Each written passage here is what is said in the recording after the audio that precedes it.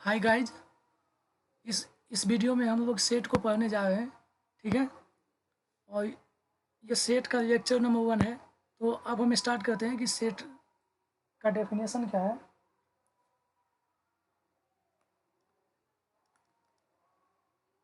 ये हमारा सेट का डेफिनेशन है। बोल रहा है a set is any well defined class or collection of object. ठीक है। तो कलेक्शन ऑफ ऑब्जेक्ट का मतलब तो समझ में आ रहा है कि सेट के अंदर जो है कुछ एलिमेंट्स प्रेजेंट रहेगा। ठीक है। इसमें ये समझ में आ रहा है कलेक्शन ऑफ ऑब्जेक्ट से कि सेट जो होगा हमारा उसके अंदर कुछ एलिमेंट्स प्रेजेंट होगा। लेकिन वेल डिफाइंड का क्या कहने का मतलब है? वेल डिफाइंड कहने का ये मतलब है कि वो जो सेट होगा, ठीक है, उस सेट के अंदर जो एलिमेंट होगा हमारे लिए, जो एलिमेंट होगा उस सेट के अंदर तुम्हारे लिए भी वही एलिमेंट होगा। हमारे लिए जो एलिमेंट होगा उस सेट के अंदर तुम्हारे लिए भी वही एलिमेंट होना चाहिए उस सेट के अंदर। जैसे एक एग्जांपल ले लेते हैं। Set of 10 favourite actor. Set of 10 favourite actor. तो इसमें जो हम सेट माने हैं, देखो इसमें क्या है ना कि जितना जो सेट मानेगा, यानी हम अगर सेट माने तो मेरे अकॉर्डिंग जो 10 फेवरेट एक्टर होगा वो अलग होगा। ठीक है। तुम जो सेट मानोगे बी, उसके उसमें जो तुम्हारे अकॉर्डिंग जो फेवरेट एक्टर होगा वो होगा। तो ऐसा जरूरी नहीं है कि जो मेरे अकॉर्डिंग फेवरेट एक्टर होगा वही एक्टर तुम्हारे अकॉर्डिंग भी होना चाहिए। हो सकता है कि तुम जो हम जो माने हैं वो सलमान खान डाल दिए हम अपने लिस्ट में, तुम अपने लिस्ट में इसको नहीं डाले हो। ये जो हम डाले हैं सलमान खान को, ये तुम अपने लिस्ट में नहीं डाले हो। तो इसका मतलब है कि ये जो हमारा जो हम ये लिखे एग्जाम्पल में माने हैं सेट ऑफ 10 फेवरेट एक्टर, ये हमारा सेट को रिप्रेजेंट नहीं करेगा। क्यों? क्योंकि सेट का जो एलिमेंट होना चाहिए हमारे लिए भी वही एलिमेंट होना चाहिए जो तुम्हारे लिए है, या फिर तुम्हारे लिए भी वही एलिमेंट होना चाहिए जो मेरे लिए है। तो ये हमारा जो सेट है जो हम माने हैं सेट ऑफ 10 फेवरेट एक्टर, ये क्या है? हमारा सेट नहीं है। ठीक है। ये हमारा सेट नहीं है। तो आगे देखो, यहाँ पे एक एग्जाम्पल दिया हुआ है द नंबर्स 2, 4, 6 एंड 1। देखो सेट को जनरली हम लोग यहाँ पे लिखे हुए हैं। ठीक है। सेट को जनरली हम लोग कैपिटल लेटर से डिनोट करते हैं। ठीक है। सेट को जनरली हम लोग कैपिटल लेटर से डिनोट करते हैं और उसके अंदर जो एलिमेंट होता है उसको हम लोग स्मॉल लेटर से डिनोट करते हैं। ठीक है। उसके अंदर जो एलिमेंट होता है उसको हम लोग स्मॉल लेटर से डिनोट करते हैं। तो देखो यहाँ पे जो हमारा सेट है एग्जाम्पल नंबर 1 में, ये जो हमारा एग्जाम्पल नंबर 1 है इसका सेट कैसे बनेगा।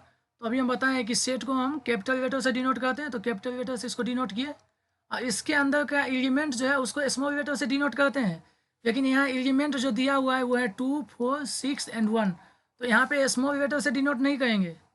क्यों? क्योंकि इसके अंदर का एलिमेंट तो हमको दे दिया है ना, एलिमेंट दे दिया है तो हम एलिमेंट को ही लिखेंगे। तो यहाँ लिखो 2, 4, 6, 1। और ध्यान देना है कि जो इसके अंदर का एलिमेंट होगा तो दो एलिमेंट के बीच में कोमा होगा। ठीक है। ऐसा कोमा, सेमी कॉलम नहीं देना है, ये नहीं होगा सेमी कॉलम। ठीक है। ये कोमा होगा। ठीक है। ये चलेगा, ये नहीं चलेगा। ठीक है। तो ध्यान रखना है कि सेट को हम लोग कैपिटल लेटर से डिनोट करते हैं और उसके अंदर जो एलिमेंट है उसको जनरली स्मॉल लेटर से डिनोट करते हैं। अगर एलिमेंट दे दिया है पहले से ही, एलिमेंट अगर दे दिया है पहले से ही, जैसे यहाँ पे एलिमेंट दे चुका है 2, 4, 6 एंड 1, तब हम यहाँ पे 2, 4, 6, 1 ही लिखेंगे। ऐसा नहीं है कि यहाँ पे स्मॉल लेटर लिख देंगे ABCD, ऐसा नहीं लिखना है। ठीक है। ऐसा नहीं लिख सकते यहाँ पे। क्यों नहीं लिख सकते? क्योंकि ये एलिमेंट यहाँ पे नहीं है, यहाँ पे नहीं है। एग्जाम्पल नंबर 1 में यहाँ पे 2, 4, 6, 1 ये एलिमेंट है, तो हम ये एलिमेंट लिखेंगे। ठीक है। तो यहाँ एग्जाम्पल नंबर 1 समझ में आ गया होगा। अब एग्जाम्पल नंबर 2 पे आते हैं। ठीक है। एग्जाम्पल नंबर 2 क्या बोल रहा है? The countries India, Burma and Afghanistan. तो हम इसको बी से डिनोट किए। ठीक है। बताए हैं कि सेट को जो हम लोग डिनोट करते हैं वो कैपिटल लेटर से डिनोट करते हैं, और उसके अंदर का एलिमेंट अगर नहीं दिया हुआ है तो स्मॉल लेटर से डिनोट करेंगे, अगर दिया हुआ है तो वो एलिमेंट को ही लिखेंगे। तो यहाँ सेट के अंदर कौन सा एलिमेंट हो जाएगा? यहाँ सेट के अंदर इंडिया हो जाएगा, बर्मा हो जाएगा और अफगानिस्तान हो जाएगा। ठीक है, इस तरह से हम एग्जाम्पल नंबर 2 को सेट के रूप में रिप्रेजेंट कर दिए। अब एग्जाम्पल नंबर 3 आ जाओ। एग्जाम्पल नंबर 3 क्या बोल रहा है? The reverse in India. तो रिवर्स इन इंडिया इसको सी से डिनोट करो। ठीक है, और इसके अंदर जो इंडिया में जो भी रिवर है उसको इस सेट के अंदर डालो। जैसे गंगा हो गया, ठीक है, गंगा हो गया, यमुना हो गया, सरस्वती हो गया, गंडक हो गया। इस तरह से जितना भी रिवर है उसको इस सेट के अंदर डाल देंगे। ठीक है, तो इस तरह से सी भी समझ में आ गया होगा। नेक्स्ट आ जाओ। देखो यहाँ पे तुम जो सेट मानोगे ना, अगर हम सेट माने हैं तो हमारे सेट में अगर गंगा, यमुना, सरस्वती या जो भी रिवर हम मानेंगे वो तुम जो सेट मानोगे ना उसमें भी ये होना चाहिए, क्योंकि इंडिया में जितना भी रिवर है वो तुम्हारे अकॉर्डिंग भी इस सेट में होना चाहिए। ठीक है, और मेरे अकॉर्डिंग भी इस सेट में होना चाहिए, तभी तो इस सेट को सेटिस्फाई कर पाएगा। बोल रहा है ना the reverse in India, Bharat में जितना भी नदी है सबको सेट के अंदर लिखना है। तो भारत में जितना भी नदी है सबको तुम लिखोगे उस सेट में, तो हम भी तो सबको ही लिखेंगे। ऐसा तो नहीं है कि तुमने यमुना को लिखा हम यमुना को नहीं लिखेंगे, तो मेरा फिर गलत हो जाएगा। तो सेट के अंदर वो सारे एलिमेंट को लिखना है। सी के अंदर, इस सी के अंदर सारे एलिमेंट को लिखना है जो यमुना, जो मतलब भारत में है। भारत के अंदर जितना भी नदी है उसको इस सेट के अंदर, यानी जो सी सेट है उसके अंदर सारे रिवर का नाम लिखना है। ठीक है, नेक्स्ट आ जाओ। नेक्स्ट क्या बोल रहा है? Example number 4। इसी तरह से set of all triangles in a plane, इसमें क्या करेंगे, इसको मानो डी मान लीजिए। डी में कौन कौन सा ट्रायंगल हो सकता है? या तो राइट एंगल हो सकता है, आइसोस्केलस हो सकता है, स्केलन हो सकता है, ठीक है, ऑब्ट्यूज हो सकता है, ठीक है, एक्यूट हो सकता है। इस तरह से हमारा सारा ट्रायंगल आ जाएगा इसमें। ठीक है, अब आ जाओ एग्जाम्पल नंबर 5 में। एग्जाम्पल नंबर 5 में क्या बोल रहा है? ये तो और भी ईजी है, ये एक्चुअली में ऑड नंबर लिखा हुआ है। ठीक है, ऑड नंबर लिखा हुआ है। किस ऑड नंबर? तो इसको हम मानो ई से रिप्रेजेंट किए, सेट को कैपिटल लेटर से रिप्रेजेंट करना है, इसलिए हम यहाँ पे ई लिए हैं। ठीक है, अब इसके अंदर का एलिमेंट हमारा क्या होगा? जितना भी ऑड नंबर है नेचुरल नंबर के अंदर, नेचुरल नंबर कहने का मतलब 1 2 3 4 5 6, तो इसके अंदर जितना भी ऑड है 1 3 5 ये लिखना है इसमें। तो 1 3 5 एंड सो ऑन। ऐसा नहीं कि हम इंटीजर मान लिए और इसमें हम -3 -2 -1 0 1 2 3, तो हम -3 और -1 को नहीं इंक्लूड कर सकते। क्यों? क्योंकि यहाँ पे नेचुरल नंबर के सेट का ये ऑड नंबर है, ना कि इंटीजर के सेट का ऑड नंबर है। ये किसके सेट का ऑड नंबर है? यहाँ पे एग्जाम्पल नंबर 5 में ये जो लिखा हुआ है ये किसके सेट का ऑड नंबर है? ये नेचुरल नंबर के सेट का ऑड नंबर है, ना कि इंटीजर के सेट का ऑड नंबर है। इसलिए हम यहाँ पे जो सेट बनाए हैं एग्जाम्पल नंबर 5 का, ये एग्जाम्पल नंबर 5 का जो हम यहाँ पे सेट बनाए हैं वो क्या है? वो नेचुरल नंबर के ऑड नंबर का सेट है।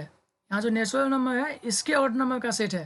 ठीक है, 1 3 5, ना कि इंटीजर का। इंटीजर का क्यों नहीं? क्योंकि यहाँ पे -3 नहीं है। अगर इंटीजर का रहता तो इसके पीछे कुछ लिखा हुआ रहता -3 -2 -1, लेकिन यहाँ शुरू किससे किया है?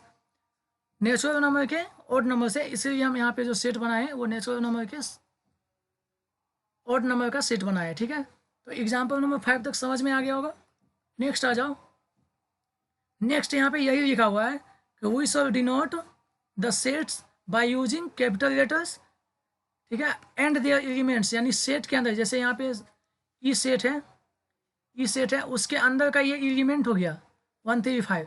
तो बता रहा है कि ये जो सेट है हमारा ABC जो भी है, ठीक है, उसके अंदर का जो एलिमेंट होगा उसको हम लोग किससे डिनोट करेंगे? स्मॉल लेटर से। ठीक है, और यहाँ पे एक चीज़ और ध्यान देने लायक है, यहाँ पे ध्यान देने की है कि अगर कोई जैसे यहाँ पे लिखा हुआ है if an object is a member of a set A then we can write x belongs to A. ध्यान दो, जैसे यहाँ पे ये ई के लिए ही समझा देते हैं, ई से समझ में आ जाएगा।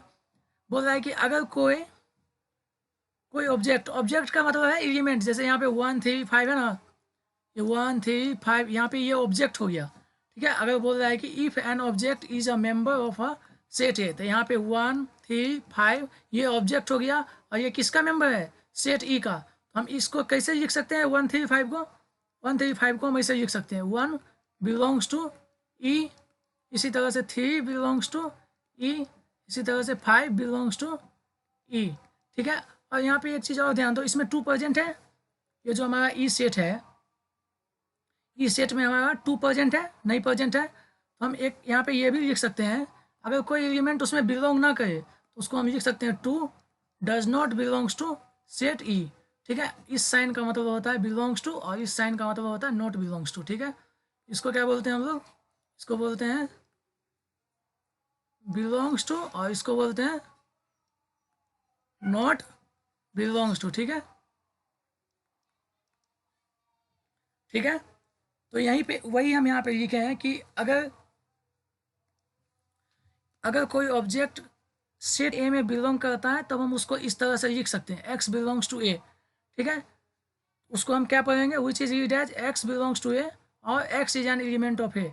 हम ऐसे भी पढ़ सकते हैं कि एक्स बिलोंग्स टू ए, या फिर x is an element of A. ठीक है, if on the other hand if an object is not a member of a set A then we can write x does not belongs to A, और उसको हम क्या पढ़ सकते हैं, which can also be read as x is not an element of set A, या फिर x does not belongs to ए।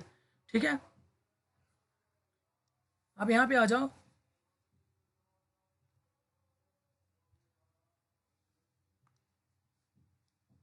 अब यहाँ पे देखो क्या लिखा हुआ है, a set may be described by using listing the object belonging to it. यहाँ पे जो हम लिखे हैं ये लिस्टिंग हो गया। क्यों लिस्टिंग कहने का मतलब है कि उस सेट के अंदर जितना भी एलिमेंट है उस एलिमेंट को ही लिख दो। ठीक है, और उससे एक तरीका ये है कि उस सेट के अंदर जो भी एलिमेंट है उस एलिमेंट को ही लिख दो, या फिर उस सेट के अंदर जो एलिमेंट है उसके प्रॉपर्टी को डिफाइन कर दो जो उसका एलिमेंट सेटिस्फाई करेगा। तो उस तरीके से भी हम लिख सकते हैं। तो यहाँ पे हम उस सारे एलिमेंट को ही लिख दिए, जैसे 1 3 5 सारे एलिमेंट को ही लिख दिए। इस तरह से ये हमारा लिस्टिंग हो गया। ठीक है, listing the object, example number ई का हम बताए हैं लिस्टिंग द ऑब्जेक्ट। ठीक है, और यहाँ पे एक एग्जाम्पल भी दिया है, देखो लिस्टिंग करने का मतलब है कि उस सेट के अंदर जितना भी एलिमेंट है उस सारे एलिमेंट को उसमें डाल दो उस सेट के अंदर। और इस मेथड को हम लोग बोलते हैं, जब हम लिस्टिंग करके यानी उस एलिमेंट को ही लिख दे तो उसको हम लोग टेबुलर फॉर्म बोलते हैं। ठीक है, tabular form of a set ए, और यहाँ पे क्या होगा tabular form of a set ई। क्योंकि यहाँ पे एलिमेंट जो इसमें बिलोंग कर रहा है हम उस सारे एलिमेंट को ही लिख दिए हैं। ठीक है, देखो यहाँ पे क्या बोल रहा है, for example the elements of a set B, set A B, A E I O U. ठीक है, then we can write A is equal to इतना। देखो यहाँ पे साइन, ये ब्रैकेट जो है ये नहीं है, ये बिग ब्रैकेट हो गया, यहाँ पे बिग ब्रैकेट नहीं होगा, यहाँ पे मिडिल ब्रैकेट होगा। ठीक है, ध्यान देना है कि हम सिर्फ यही ब्रैकेट का यूज़ कर सकते हैं, ये चलेगा, ये नहीं चलेगा, और ना ही ये ब्रैकेट चलेगा। ठीक है, ये ब्रैकेट चलेगा, सिर्फ मिडिल ब्रैकेट चलेगा, यहाँ जो लिखे हैं सिर्फ यही ब्रैकेट चलेगा, ये नहीं चलेगा और ये नहीं चलेगा। नेक्स्ट आ जाओ, हेयर द एलिमेंट्स आर, क्या बोल रहा है यहाँ पे, here the elements are separated by commas and are enclosed in a bracket. बोल रहा है कि यहाँ जो एलिमेंट है वो कोमा की मदद से सेपरेट रहेगा, अलग रहेगा, जैसे यहाँ पे कोमा की मदद से अलग है। ठीक है, and we shall we use this brackets only. बताया कि यहाँ जो ब्रैकेट हम यूज़ किए हैं ये सिर्फ हम यही ब्रैकेट को यूज़ कर सकते हैं, ये ब्रैकेट नहीं यूज़ कर सकते, नहीं ये ब्रैकेट को यूज़ कर सकते हैं। यूज़ किसको कर सकते हैं, सिर्फ ये ब्रैकेट को। ठीक है, और this is called tabular form of a set ए। देखो जब हम ऑब्जेक्ट, जो ऑब्जेक्ट यानी जो एलिमेंट उस सेट के अंदर बिलोंग कर रहा है हम उस सारे एलिमेंट को ही लिख दे तो उस मेथड को हम क्या बोलेंगे, tabular form of a set ए। ठीक है, और दूसरा ये भी है,